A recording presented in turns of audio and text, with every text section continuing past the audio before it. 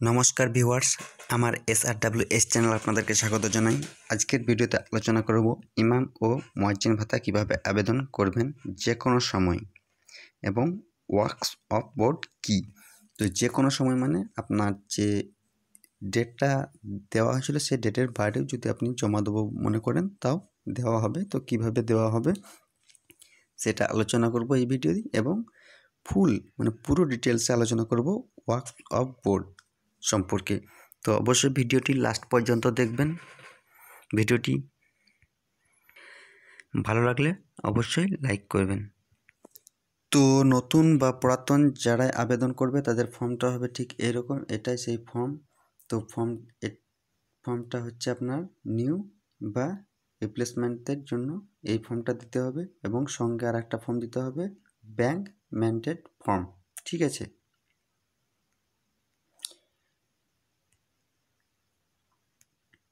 তো এই ফর্মটা দেখলে আপনি বুঝতে পারবেন এখানে কি কি বলা হয়েছে। তো ইমাম মুয়াজ্জিন ভাতা কোনো সরকারি আপনার ট্যাক্স থেকে দেওয়া হয় না, এটা দেওয়া হয় ওয়াকফ বোর্ডের অর্থ থেকে। তো ওয়াকফ বোর্ড কি এটা আমি এরপরে জানাবো, এই ভিডিওতেই জানাবো শেষের দিকে। তো পুরো ডিটেলসে জানাবো, তো অবশ্যই ভিডিওটি শেষ পর্যন্ত দেখবেন যদি জানতে চান ওয়াকফ বোর্ড কি। তো এখন বর্তমানে জানাচ্ছি যে এই ফর্ম দুটো সমেত আপনাকে আর কি কি ডকুমেন্টস নিয়ে কোথায় জমা দেবেন বা কোথায় পাবেন। তো আপনাকে নিম্নলিখিত প্রশ্নের যেগুলো বলা হয়েছে সেগুলো করতে হবে। তো কী করতে হবে, আপনাকে নতুন পরিবর্তনের আবেদন ফর্ম মানে আবেদনকারী একটা ফর্ম দিতে হবে, যে ফর্মটা আপনি ব্লক থেকে পেয়ে যাবেন, ফর্মটা আমি দেখিয়েছি। আর 2 নম্বরে আপনাকে আর একটা ফর্ম দিতে হবে, ব্যাংক ম্যান্ডেট ফর্ম। এটাও আপনি ব্লক থেকে পেয়ে যাবেন বা কাছাকাছি পঞ্চায়েতেও পেয়ে যেতে পারেন। 3 নম্বরে যেটা আপনাকে লাগছে ব্যাংকের পাসবইয়ের জেরক্স, যেটা আপনাকে সেলফ অ্যাটেস্টেড করতে হবে, নিজস্ব সই করে দিতে হবে। আর ভোটার কার্ড, আধার কার্ডের জেরক্স, প্যান কার্ড যদি থাকে তো দিতে হবে। মসজিদের নাম, জমির বিবরণ, মুয়াজ্জিন, আবেদনকারীর নাম, পিতার নাম, স্থায়ী ঠিকানা উল্লেখ করে নির্বাহী সহায়ক বা প্রধানের সিল সহ সই করে শংসাপত্র জমা দিতে হবে। তো মসজিদের জমির পর্চা, দলিল, প্রতিলিপি মানে জেরক্স, অর্থ বা সমষ্টি উন্নয়ন আধিকারিক BDO-এর প্রত্যায়িত মসজিদের প্রমাণপত্র। আপনার যদি জমির দলিল বা পর্চা না থেকে থাকে নতুনদের জন্য, ঠিক আছে, নতুন যারা জমা দেবেন তাদের যদি দলিলের বা পর্চা না থেকে থাকে তো অবশ্যই ঘাবড়াবেন না, একটা BDOর কাছ থেকে একটা লিখিত জমা নিয়ে নেবেন। ঠিক আছে, যে এই দাগ নাম্বার, পরিমাণ আর দিয়ে একটা লিখিত নিয়ে সই করে নেবেন। আর মসজিদ কমিটির একটি রেজুলেশন প্রতিলিপি মানে রেজুলেশনের জেরক্স, সভাপতি, চেয়ারম্যান ও সম্পাদক দ্বারা প্রত্যয়িত করা। আপনাদের যখন ইমাম বা মুয়াজ্জিনকে যখন দাখিল করেছিলেন মসজিদের মধ্যে তখন একটা সভা হয়েছিল নিশ্চয়ই, সে সভাতে আপনাকে রেজুলেশন খাতার মধ্যে সে সভা সম্পর্কে লিখতে হবে যে আপনারা ওনাকে মসজিদে রেখেছেন দীর্ঘদিন ধরে। তো সভাপতির সই সহ আরও যেসব সদস্যরা উপস্থিত থাকবেন তাদের সই করে সেটা জেরক্স করে দিতে হবে, ফর্মের সঙ্গে সেঁটে দিতে হবে। আর যাদের ইমাম বা মুয়াজ্জিন ভাতা চালু আছে তাদের পুনর্নির্বকরণ এর জন্য আবেদন নিম্নলিখিত প্রয়োজনীয় নথিপত্র সহ BDO অফিসে জমা দিতে হবে। কোথায় জমা দিতে হবে? BDO অফিসে। তো জীবিত থাকার শংসাপত্র মানে একটা লাইফ সার্টিফিকেট, যেটা আপনি পঞ্চায়েত থেকে পেয়ে যাবেন। ব্যাংক ম্যান্ডেট ফর্মটাও আপনি ব্লক থেকে পেয়ে যাবেন। ব্যাংকের পাসবইয়ের জেরক্স, ভোটার কার্ড, আধার কার্ডের জেরক্স, সই করে দিতে হবে নিজস্ব। আর প্যান কার্ড যদি থাকে তো জেরক্স দিতে হবে। আর মসজিদের বা জমির পর্চার দলিলের জেরক্স অথবা BDOর লিখিত একটা প্রমাণপত্র। আর মসজিদ কমিটির রেজুলেশনের প্রতিলিপি, যেটাতে সভাপতি, চেয়ারম্যান, সম্পাদকের দ্বারা জেরক্স করা, প্রত্যয়িত করা। আচ্ছা, পূরণ করা আবেদনপত্র নতুন বা পরিবর্তন পুনর্নবীকরণের ক্ষেত্রে জীবিত থাকার শংসাপত্র এর যথাস্থানে প্রধানের সিল সহ সই করে নিয়ে আসতে হবে। আবেদনকারী ইমাম মুয়াজ্জিন সাহেবকে সশরীরে সমস্ত নথি এর আসল নিয়ে আসতে হবে। তো অরিজিনাল ডকুমেন্টসগুলো ইমাম সাহেব বা মুয়াজ্জিন সাহেবকে নিচে গিয়ে ব্লকে জমা দিয়ে আসতে হবে। তো কোনো মসজিদ পর্চা, দলিল যদি না থাকে কোনো মসজিদে, তো প্রধানের প্যাডে একটা মসজিদের নাম, ঠিকানা, মৌজার নাম, জেল নম্বর খতিয়ান নম্বর, দাগ নম্বর, জমির পরিমাণ ইত্যাদি উল্লেখ করে নির্বাহী সহায়ক ও প্রধানের সই ও সিল সহ মসজিদের প্রমাণপত্র জমা দিতে হবে। তো আপনাদেরকে দেখিয়েছি, এটা হচ্ছে আবেদনপত্র ইমাম বা মুয়াজ্জিন ভাতার জন্য নতুনদের জন্য, আর এটা হচ্ছে ব্যাংক ম্যান্ডেট ফর্ম। আর এবার জানবো যদি ডেট পেরিয়ে থাকে, মানে এখন তো ডেট আছে আপনার নতুনদের জন্য 25শে ডিসেম্বর 2018, আর যারা পুরাতন বা যারা পেয়ে গেছেন তাদের লাস্ট ডেট চলে গেছে 15 তারিখে, কিন্তু ঘাবড়াবেন না। যদি আপনি সেই সময় এর মধ্যে জমা দিতে ব্লকে আপনি জমা দিতে না পেরেছেন, তো আপনারা চলে আসবেন এই ওয়েবসাইটটিতে AUQAFBOARDWB মানে ওয়াকফ বোর্ড পশ্চিমবঙ্গ .org, এই ওয়েবসাইটটিতে ভিজিট করবেন। তো এখানে আসার পর আপনারা এখানকার ইনফরমেশনটা পেয়ে যাবেন। তো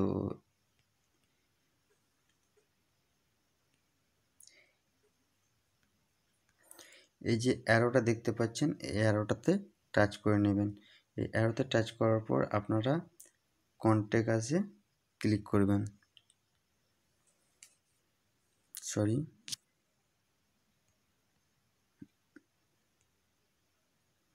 কন্ট্যাক্ট আসে ক্লিক করার পর আপনাদের সামনে board of Waqf West Bengal minority affairs Madrasa education department ঠিকানা দেওয়া আছে, মাদান স্ট্রিট, কলকাতা 7,72,000। ওয়েবসাইট দিয়ে দেওয়া হয়েছে এবং ইমেল আইডিও দেওয়া হয়েছে এবং ফোন নাম্বারও দেওয়া হয়েছে। তো আপনারা সেখানে ফোন করে জেনে নেবেন, ঠিক আছে, যে আপনার করণীয় কী। আর যদি কোনো রকমভাবে ফোনে তথ্য না পেয়ে থাকেন, তো আপনাদেরকে যে সমস্ত ডকুমেন্টসগুলো বলা হয়েছে, এই ডকুমেন্টসগুলো আপনি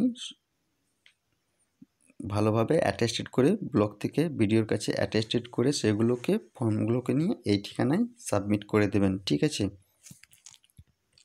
আর যদি কোনোভাবে ফর্ম পেয়ে না থাকেন, তো আমাকে কমেন্ট বক্সে কমেন্ট করে জানাবেন, আমি আপনাদেরকে ফর্মের PDF ফাইলটা দিয়ে দেবো ইনবক্সে, ঠিক আছে। এটা হচ্ছে আপনাদের কলকাতার ওয়াকফ বোর্ডের ছবি অফিসে।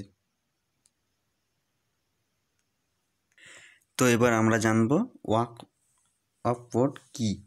তো শর্টে যদি আমি বলতে চাই, তো ওয়াকফ বোর্ড হলো যেটা ভারতের যে সমস্ত কালেকশন বা টাকা পয়সা যেগুলো আপনার মাজার শরীফ থেকে, মাদ্রাসা থেকে, দান থেকে, আপনাদের নানা রকমভাবে যেটা দানের আসে, সেটাকেই একটা সরকারিভাবে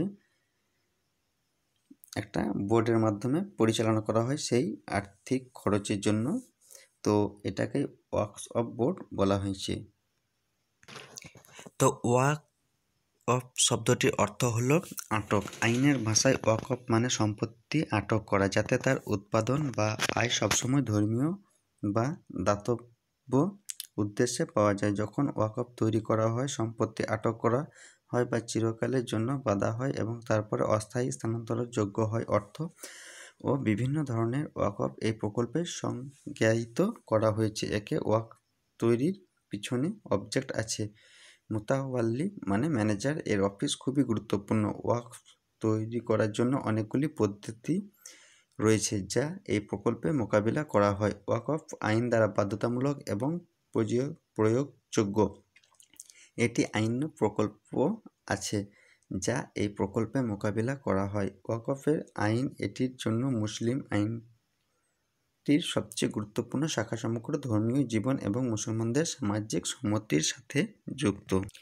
সম্পাদকের নোট: ওয়াকফ দারিদ্র্য বিমোচন প্রোগ্রামগুলির জন্য খুবই অনন্য এবং উপকারী। এই প্রকল্পটি একটি বৈধ ওয়াকফের অর্থ এবং প্রয়োজনীয় উৎপাদনগুলি চিত্রিত করবে। মুসলিম আইন অনুযায়ী ওয়াকফ এবং বিভিন্ন ধরনের ওয়াকফের ধারণা বিবর্তন। এই প্রকল্পে ওয়াকফের কনসেপ্টস মোকাবিলা করা হবে এবং মুতাওয়ালির ক্ষমতা ভোগ করবে, মানে ম্যানেজারের ক্ষমতা ভোগ করবে। ওয়াকফ বোর্ড আইন 1954 এই কাগজ উপযুক্ত ক্ষেত্রে আইন এবং আইনগত দিক দ্বারা প্রমাণিত হবে। কীভাবে ওয়াকফ তৈরি করা যায় এবং ওয়াকফের কাগজপত্র দেওয়া হবে। সূচনা: ওয়াকফ শব্দটির অর্থ হলো আটক। আইনের ভাষায় ওয়াকফ মানে সম্পত্তি আটক করা, যাতে উৎপাদন বা আয় সবসময় ধর্মীয় বা দাতব্যের উদ্দেশ্যে পাওয়া যায়। যখন ওয়াকফ তৈরি করা হয়, সম্পত্তি আটক করা হয় বা চিরকালের জন্য বাঁধা হয়। আপনারা ভিডিওটি স্কিপ করে পড়ে নেবেন, ঠিক আছে? আমি পুরোটা পড়ছি না। যখন একজন ব্যক্তি ধর্মীয় বিশ্বাস ও অনুভূতির অধীনে দাতব্য উদ্দেশ্যে কাজ করে এবং সমাজের সুফল ও উৎসাহের জন্য কাজ করে, তখন আল্লাহর নামে তার সম্পত্তি দান করা হয়। ওয়াকফ ওয়াকফের আক্ষরিক অর্থ হচ্ছে আটকানো, স্টপ, পেজ বা টাইপিং আপ, যার অর্থ এই যে সম্পত্তির মালিকানাধীন ব্যক্তি মালিককে ওয়াকফ বানিয়ে এবং ঈশ্বরের দ্বারা স্থানান্তরিত ও আটক করা ওই ব্যক্তির কাছ থেকে দূরে নিয়ে যাওয়া হয়। পুরাতন গ্রন্থে নবীদের দ্বারা বর্ণিত ওয়াকফ সম্পর্কে বিবরণ দেওয়া হয়েছে। এটিএম কাজিমকে একটি আশাগর আলী বনাম এটি টেকনিক্যালি বলে মনে করা হয়। এটি একটি পবিত্র উদ্দেশ্যে বা পবিত্র উদ্দেশ্যে বিচ্ছিন্ন হওয়ার জন্য কিছু নির্দিষ্ট সম্পত্তির উৎসর্জন। আবু হানিফার মতো মুসলিম বিচারপতিগণ দ্বারা সংজ্ঞায়িত করা হয়েছে। ওয়াকফ ওয়াকিফ বা উপযোজনকারীদের মালিকানাধীন একটি নির্দিষ্ট জিনিস আটকে রাখা এবং দাতব্য, দরিদ্র, অন্যান্য ভাল বস্তুর মালিকানা তার জন্য নিবেদিত হওয়ার জন্য এবং তার উপকারের ভক্তি ঋণ। ওয়াকফ অ্যাক্ট 1954 সালে ওয়াকফকে এইভাবে সংজ্ঞায়িত করে: ওয়াকফ নামে মানে ধর্মীয় বা দাতব্য হিসাবে মুসলিম আইন দ্বারা স্বীকৃত কোনো উদ্দেশ্য, কোনো স্থাবর সম্পত্তির কোনো ইসলামের নামে ইসলাম গ্রহণকারী ব্যক্তির স্থায়ী উৎসব। একটি বৈধ ওয়াকফ জন্য প্রয়োজন শর্তাবলী। বৈধ ওয়াকফ জন্য প্রয়োজনীয় শর্তাবলী অনুসরণ করা হয়। 1 নম্বর, স্থায়ী উৎসর্জন। ওয়াকফ সম্পত্তি উৎসর্গ স্থায়ী হওয়া উচিত এবং ওয়াকিফের নিজের সম্পত্তি অবশ্যই বিভাজনে করা উচিত এবং ধর্মীয় বা দাতব্য প্রতিষ্ঠানের মতো মুসলিম আইন দ্বারা স্বীকৃত কোনো উদ্দেশ্যে বা প্রদান করা উচিত। যদি সীমিত সময়ের জন্য ওয়াকফ তৈরি করা হয় তবে একটি বৈধ ওয়াকফ হবে না এবং কোনো শর্ত বা সংযুক্ত থাকা উচিত নয়, তবে এটি অবৈধ হয়ে যাবে। ওয়াকফ পিছনে উদ্দেশ্য সর্বদা ধর্মীয়। কর্ণাটক বোর্ডের ওয়াকফেস মোনাজির আহমেদ ধর্ম অথবা সম্পর্কিত সকল ভ্রমণকারী ব্যবহারের জন্য মুসলমানদের গৃহের উৎসর্গের ভিত্তিতে মাওবাদীদের মাথায় রাখা উচিত ছিল না যে মুসলমান আইন অনুযায়ী একটি ওয়াকফের ধর্মীয় উদ্দেশ্য থাকা উচিত এবং এটি কেবল মুসলমানের উপকারের জন্যই হওয়া উচিত। সম্প্রদায় এবং যদি এটির অক্ষর ধর্মনিরপেক্ষ হয়, দাতব্য দারিদ্র হতে হবে। যখন একটি ওয়াকফ গঠন করা হয় তখন মনে করা হয় যে ঈশ্বরের পক্ষে কিছু সম্পত্তি দান করা হয়েছে। 2. ওয়াকিফের যোগ্যতা। কে ওয়াকফ তৈরি করতে পারে? যে ব্যক্তিকে তার সম্পত্তির ওয়াকফ গঠন করা হয় তাকে ওয়াকফের প্রতিষ্ঠাতা বা ওয়াকিফ বলা হয়। ওয়াকফের সম্পত্তি উৎসর্গ করার সময় ওয়াকিফ একজন যোগ্য ব্যক্তি হতে হবে। একজন যোগ্য ওয়াকিফের পক্ষে একজন ব্যক্তির ক্ষমতা থাকতে হবে, পাশাপাশি ওয়াকফ গঠন করার অধিকারও থাকতে হবে। ওয়াকফ করার জন্য মুসলমানদের ক্ষমতার বিষয়ে শুধুমাত্র 2টি প্রয়োজনীয় রয়েছে: মনের দৃঢ়তা এবং সংখ্যাগরিষ্ঠতা। অনিশ্চিত মনের একজন ব্যক্তি কোনো ওয়াকফ তৈরি করার ক্ষমতা রাখে না, কারণ সে লেনদেনের আইনি পরিণতির সম্পর্কে অযোগ্য। একটি উম্মাদ বা ছোট ব্যক্তি দ্বারা গঠিত ওয়াকফ অকার্যকর। অমুসলিমদের দ্বারা ওয়াকফ উৎসর্গকারীকে অবশ্যই ইসলামের উক্তি করা উচিত, যেমন ইসলামের নীতিমালায় বিশ্বাস করে তাকে ধর্মের দ্বারা মুসলিম হতে হবে না। মাদ্রাজ ও নাগপুরে হাইকোর্টে অনুষ্ঠিত হয়েছে যে একটি মুসলিম যদি বৈধ ওয়াকফ তৈরি করতে পারে তবে ওয়াকফের বস্তু ইসলামের নীতির বিরুদ্ধে নয়। পাটনা হাইকোর্ট একটি অমুসলিম দ্বারা একটি বৈধ ওয়াকফ গঠিত হতে পারে যে অনুষ্ঠিত হয়েছে, তবে পাটনা হাইকোর্টের মতে একটি অমুসলিম ওয়াকফ শুধুমাত্র একটি পাবলিক ওয়াকফ গঠন করতে পারে। একটি অমুসলিম কোনো ব্যক্তিগত ওয়াকফ তৈরি করতে পারবেন না, যেমন একটি ইমামবাড়া। ওয়াকফ করার অধিকার। একজন ব্যক্তির ক্ষমতা আছে কিন্তু কোনো অধিকার বৈধ ওয়াকফ গঠন করতে পারে না। ওয়াকফের বিষয় মেটাতে ওয়াকফের মালিকানা থাকা উচিত। একজন ব্যক্তির ওয়াকফ গঠন করার অধিকার আছে কিনা নাকি সম্পত্তির মালিকানা হস্তান্তর করার জন্য উৎসর্গিতার বৈধ অধিকার আছে কিনা তা নির্ভর করে। একজন বিধবা বা তার সম্পত্তির কোনো ওয়াকফ গঠন করতে পারে না যে সে তার অদেখা দাতার বদলে রাখে, কারণ সে সম্পত্তিটির সম্পূর্ণ মালিক নয়। যেখানে ওয়াকিফ একজন পারতদারিণী মহিলা, সুবিধাভোগী এবং মুত্তাওয়ালিকে প্রমাণ করতে হবে যে তিনি ওয়াকফ গঠন করার ক্ষেত্রে তার স্বাধীন মন ব্যবহার করেছিলেন এবং লেনদেনের প্রাকৃতিক সম্পূর্ণরূপে বুঝতেন। সম্পত্তির পরিমাণ। একজন ব্যক্তি পুরো সম্পত্তির উৎসর্গ করতে পারেন, তবে তার সম্পত্তি 1/3-এরও বেশি উইলফেটে সম্পত্তির জন্য উৎসর্গ করা যাবে না। সাধারণত দুটি ওয়াকফ থাকে, পাবলিক ওয়াকফ আর ব্যক্তিগত ওয়াকফ। তার উদ্দেশ্যের দৃষ্টিকোণ থেকে ওয়াকফ বিভাগ। ওয়াকফ হলে ওয়াকফের আয় ওয়াকফ প্রতিষ্ঠাতা সন্তানের জন্য এবং তাদের বসন্তের জন্য নির্ধারিত হয়। যাই হোক, এই সুবিধাভোগী ওয়াকফ সম্পত্তি বিষয় বিক্রি বা নিষ্পত্তি করতে পারবেন না। ওয়াকফ খায়রি। ওয়াকফের আয় দান এবং দাতব্য প্রতিষ্ঠানের জন্য নির্ধারিত। সুবিধাভোগীর উদাহরণগুলি দরিদ্র এবং দরিদ্রের অন্তর্ভুক্ত। ওয়াকফ খায়রি সাধারণত মসজিদ, আশ্রয়স্থল, স্কুল এবং বিশ্ববিদ্যালয়গুলি অর্থায়নে ব্যবহৃত হয়। এই আর্থিকভাবে চ্যালেঞ্জযুক্ত ব্যক্তি এবং সম্প্রদায়ের সাহায্য করার উদ্দেশ্যে বোঝানো হয়। ব্যক্তিগত ওয়াকফ। তার উদ্দেশ্যের দৃষ্টিকোণ থেকে ওয়াকফ বিভাগ। ওয়াকফ হলে ওয়াকফের আয় ওয়াকফ প্রতিষ্ঠাতার সন্তানদের জন্য এবং তাদের বসন্তের জন্য নির্ধারিত হয়। যাই হোক, এই সুবিধাভোগী ওয়াকফ সম্পত্তি বিষয় বিক্রি বা নিষ্পত্তি করতে পারবেন না। ওয়াকফ খায়রি। ওয়াকফ দান দাতব্য প্রতিষ্ঠানের জন্য নির্ধারিত। সুবিধাভোগী উদাহরণগুলি দরিদ্র এবং দরিদ্রের অন্তর্ভুক্ত। ওয়াকফ খায়রি সাধারণত মসজিদে, আশ্রয়স্থল, স্কুল এবং বিশ্ববিদ্যালয়গুলি অর্থায়নে ব্যবহৃত হয়। এই আর্থিকভাবে চ্যালেঞ্জযুক্ত ব্যক্তি এবং সম্প্রদায় সাহায্য করার উদ্দেশ্যে বোঝানো হয়। ওয়াকফ আল সাবিল। একজন ওয়াকফ যার সুবিধাভোগী সাধারণত জনগণ, এটি ওয়াকফ খায়রি অনুরূপ, যদিও ওয়াকফ আল সাবিল সাধারণত পাবলিক ইউনিটি, মসজিদ, পাওয়ার প্লান্ট, পানি সরবরাহ, কবরস্থান, বিদ্যালয় ইত্যাদি প্রতিষ্ঠা নির্মাণের জন্য ব্যবহার করা হয়। ওয়াকফ আল আওয়ারিদ। ওয়াকফের ফলন সংরক্ষিত অবস্থায় রাখা হয়েছে যাতে এটি জরুরি বা অপ্রত্যাশিত ঘটনাগুলির সময়ে ব্যবহার করা যেতে পারে বা যা মানুষের সম্প্রদায়ের জীবিকা ও সুস্থতাকে নেতিবাচকভাবে প্রভাবিত করে। উদাহরণস্বরূপ, ওয়াকফ নির্দিষ্ট অসুবিধার সন্তুষ্টির জন্য নিযুক্ত করা যেতে পারে, যেমন অসুস্থ ব্যক্তিদের জন্য ওষুধের খরচ এবং দারিদ্র শিশুদের শিক্ষা দিতে অক্ষম। ওয়াকফ আল আওয়াদিও একটি গ্রাম বা আশেপাশের ইউনিটির রক্ষণাবেক্ষণের জন্য ব্যবহার করতে পারে। তার আউটপুট। প্রাকৃতিক দৃষ্টিকোণ থেকে ওয়াকফ বিভাগ। ওয়াকফ ইস্তিথমারি। ওয়াকফ সম্পদগুলি বিনিয়োগের উদ্দেশ্যে তৈরি করা হয়। এই ধরনের সম্পদ আয় উৎপাদন করতে পরিচালিত হয়, যা ওয়াকফ সম্পত্তি গঠন ও পুনর্নির্মাণে ব্যবহৃত করা হবে। ওয়াকফ মুবশরা।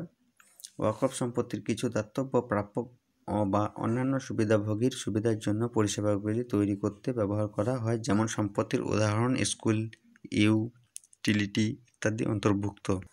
ওয়াকফের বৈধ বস্তু। ওয়াকফের বৈধতার জন্য অপরিহার্য যে উৎসর্গের উদ্দেশ্য ধর্মীয় বা দাতব্য হিসাবে মুসলমান কার অধীনে পুনর্বহাল করা উচিত। নির্ধারিত মামলা এবং বিশিষ্ট মোহাম্মদ জুরিস্টদের পাঠ্যসূচির ভিত্তিতে কিছু বস্তুকে ওয়াকফের বৈধ বস্তু হিসেবে ঘোষণা করা হয়েছে। ইমামদের জন্য মসজিদ ও বিধান উপাসনা করা, আলী মুর্তজা জন্মের উদযাপন, ইমাম বাড়াস মেরামত, খাক রক্ষণাবেক্ষণ, পাবলিক জায়গায় এবং ব্যক্তিগত বাড়িতে কোরআন পড়া, দারিদ্র সম্পর্কে এবং নির্ভরশীল রক্ষণাবেক্ষণ। 7 নম্বর ফকিরদের অর্থ প্রদান। 8 নম্বর একটি ঈদগাহ অনুদান। কলেজ পড়ার জন্য কলেজে এবং প্রফেসরদের জন্য বিধান। 10 নম্বর সেতু এবং কারাভেন ছাড়া। 11 নম্বর দরিদ্র ব্যক্তিদের ভিক্ষা বিতরণ এবং গরিবদেরকে সহায়তা কর দান, যাতে তারা মক্কা তীর্থযাত্রা করতে সক্ষম হয়। মুহররম মাসে তেজিয়াস পালন। মুহররমের সময় ধর্মঘট ও উট ও দুলদুলের ব্যবস্থা। 13 নম্বর বাসিন্দা ও পরিবারের সদস্যদের মৃত্যুবার্ষিকী উদযাপন করা। 14 নম্বর কাদাম শরীফ হিসেবে পরিচিত অনুষ্ঠান সঞ্চালন। 15 নম্বর মক্কা তীর্থযাত্রীদের জন্য কবর বা ফ্রি বোর্ডিং বাড়ির নির্মাণ। 16 নম্বর তার পরিবারের সদস্যের বার্ষিক ফাতেহা সম্পাদন করা। 17 নম্বর একটি দুর্গাহর একটি পীরা মন্দির, যা দীর্ঘ সময় ধরে জনসাধারণের পূজা অনুষ্ঠিত হয়। মুসলমানের আইন অনুসারে নিম্নলিখিতগুলি ওয়াকফের বৈধ বস্তু হিসেবে স্বীকৃত নয়। 1 নম্বর ইসলাম দ্বারা নিষিদ্ধ বস্তু, যেমন একটি গির্জা বা মন্দির স্থাপন বা বজায় রাখা, এটি স্বীকৃত নয়। ওয়াকিফ সেকুলার সম্পত্তির পেরেকের জন্য ওয়াকফ শিয়া আইন অনুযায়ী অবৈধ। 3 নম্বর একচেটিয়াভাবে সমৃদ্ধের জন্য প্রদান। 4 নম্বর অনির্দিষ্ট বা বস্তু।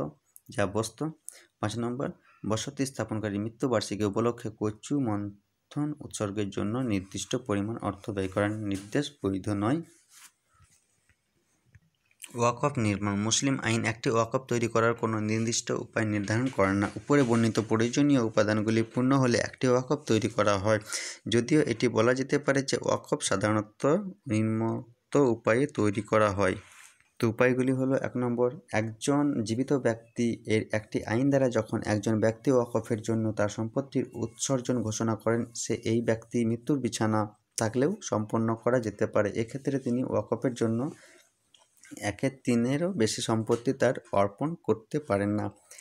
2 নম্বর, ইচ্ছাকৃতভাবে যখন একজন ব্যক্তি তার মৃত্যুর পরে তার সম্পত্তির উৎসর্গীকৃত কোনো ইচ্ছাকে ছেড়ে দেন।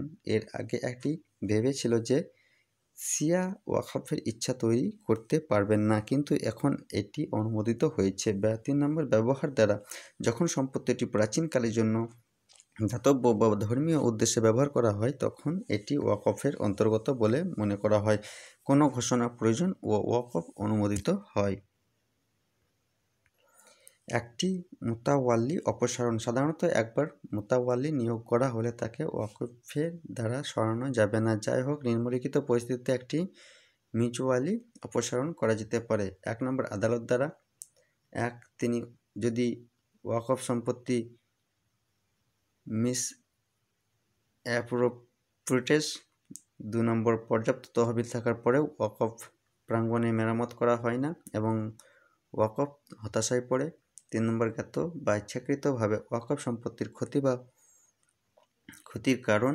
বিবি সদিক ফাতিমা বনাম মোহাম্মদ হাসান বনাম এস.সি. বলেছিলেন যে স্ত্রীর নামে সম্পত্তি কিনে ওয়াকফ টাকা ব্যবহার করে মুতাওয়াল্লি অপসারণের পর্যাপ্ত জায়গা হিসেবে বিশ্বাসের ভঙ্গ করা হয়।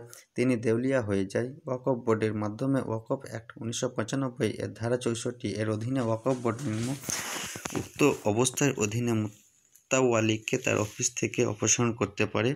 3 নম্বর, ওয়াকিফের মাধ্যমে আবু ইউসুফের দৃষ্টিতে ভারতে কার দৃষ্টিভঙ্গি অনুসরণ করা হয়েছে, এমনকি যদি ওয়াকফের দলিলের মুতাওয়াল্লিকে অপসারণ করার অধিকার সংরক্ষণ করেননি, তবে তিনি এখনও মুতাওয়াল্লিকে অপসারণ করতে পারেন। ওয়াকফ এবং ট্রাস্টের মধ্যে পার্থক্য। ওয়াকফ ট্রাস্ট উভয় সম্পত্তির আটক করা হয় এবং এর ব্যবহারে ধর্মীয় বা দাতব্য উদ্দেশ্যে ব্যবহার করা হয়, কিন্তু মুসলিম ব্যক্তিগত আইনের অধীনে একটি ওয়াকফ অন্তত নিম্নলিখিত বিষয়গুলিতে বিশ্বাস থেকে আলাদা হতে পারে। 1 নম্বর, কেবলমাত্র সেই উদ্দেশ্যে ওয়াকফ গঠিত হতে পারে যে ইসলামে ধর্মীয় বা দাতব্য হিসাবে স্বীকৃত হয়, তবে কোনো আইন বস্তুর জন্য একটি ট্রাস্ট গঠন করা যেতে পারে। 2 নম্বর, হানাফি আইনত ব্যতীত ওয়াকফের প্রতিষ্ঠাতা নিজের জন্য কোনো উপকার রক্ষার অধিকার রাখেন না, তবে একজন ট্রাস্টের প্রতিষ্ঠাতা নিজেকে উপকারী হতে পারেন। 3 নম্বর, এটি একটি ট্রাস্টি কর্তৃপক্ষের তুলনায় মুতাওয়াল্লির ক্ষমতা ওয়াকফ সম্পদের ব্যবস্থা খুব সীমিত। একটি ওয়াকফ সাধারণত চিরস্থায়ী এবং অপরিচালিত, তবে একটি ট্রাস্ট চিরস্থায়ী হতে হবে না এবং নির্দিষ্ট শর্তাবলী। ট্রাস্টের প্রতিষ্ঠাতা নিজেকে উপকারী হতে পারেন। 3 নম্বর, এটি ট্রাস্টি কর্তৃপক্ষের তুলনায় মুতাওয়াল্লির ক্ষমতা ওয়াকফ খুব সীমিত।